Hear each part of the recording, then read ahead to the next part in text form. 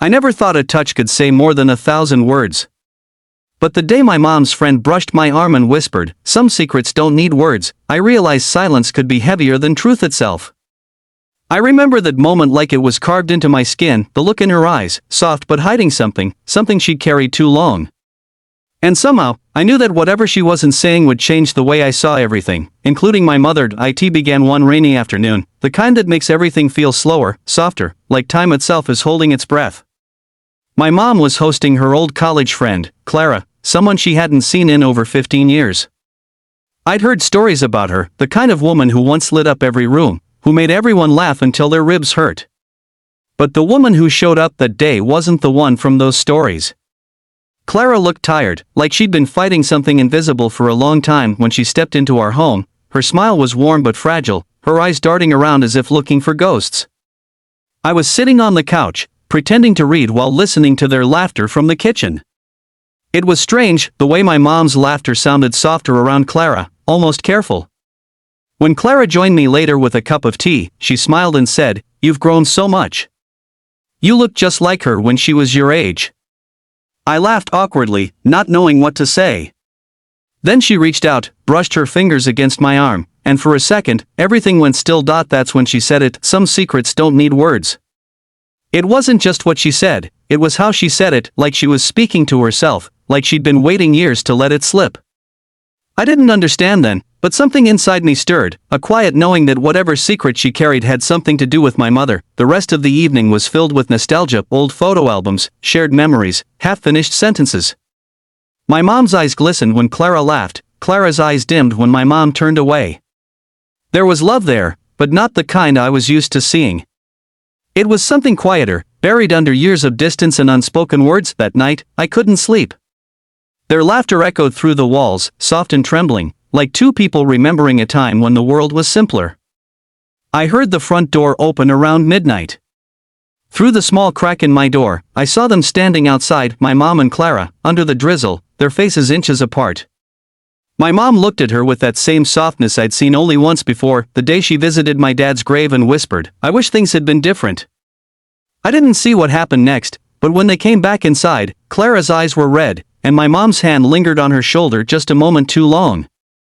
I pretended to be asleep when my mom peeked into my room, but I could feel her hesitation, as if she was debating whether to tell me something, and chose silence instead. The next morning, Clara left early. She hugged me tighter than expected and whispered again, "Take care of her, okay?" Then she smiled, the kind of smile that hides heartbreak.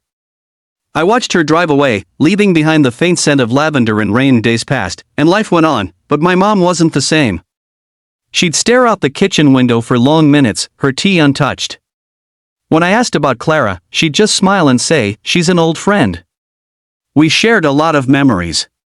But her voice always cracked on the word memories. It wasn't until months later, when a letter arrived, that I understood everything.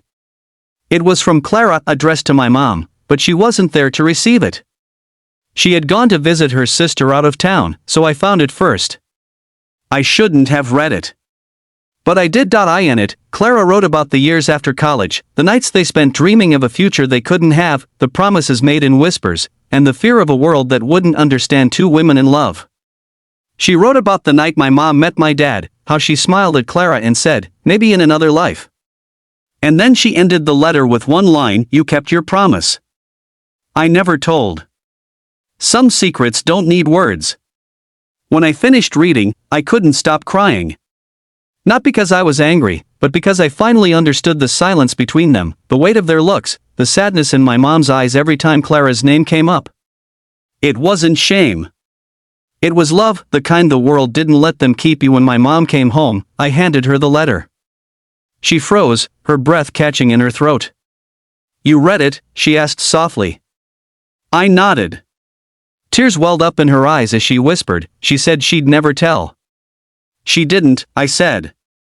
"You both did." That night, my mom told me everything, how Clara was the first person who made her feel seen, how they dreamed of running away once, how she thought love had to fit into the shape of what others expected. And as she spoke, I realized she'd carried that secret not out of regret, but out of love, to protect Clara, to protect me, maybe even to protect herself from a world that had never been kind to hearts like theirs. When she finished, she reached out and took my hand the same way Clara had brushed my arm. Some secrets, she said, don't need words, because love speaks louder than anything we can say. We sat in silence, the kind that doesn't ache but heals.